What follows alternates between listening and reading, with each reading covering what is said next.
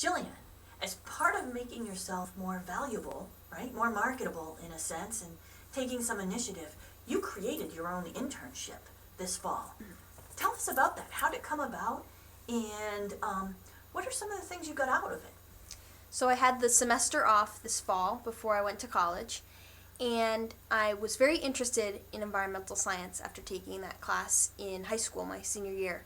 So I knew that that might be something I want to pursue in college, but I wanted to make sure that that was something I really enjoyed before going to school and really committing to that. So I decided to take that time off, the 4 months I had off, and really try to make it meaningful. So I decided to go for an internship. And the process to get an internship can be a little bit difficult, especially during the fall semester, because there's not a lot of students, but that are wanting to do that kind of internship during that time. But I was able to find someone who worked in the environmental field that somehow I was connected to, and I contacted this person, and we set up a meeting. And really, we just didn't know if this was going to turn into an internship, but we decided that this might work. So I decided to meet with this individual, and we met with the directors that worked at this particular location where I decided to intern.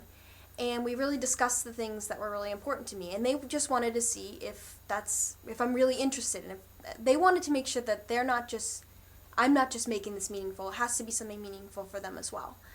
So I decided, and they decided, that this internship would work.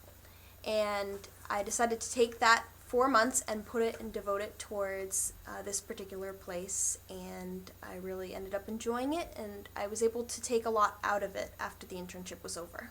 Yeah, what types of things? What really strikes you as something you're glad you did?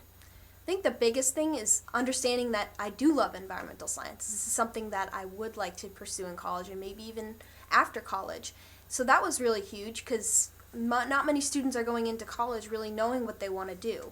And so that gives me that confidence walking into college. But also, I think it gives me some intangibles. I think it gives me confidence. I think it also gave me a perspective working with adults, and it helped me develop maturity. Before I'm going into college and before I have all the stresses of college, I think developing that kind of maturity is very unique. Yeah.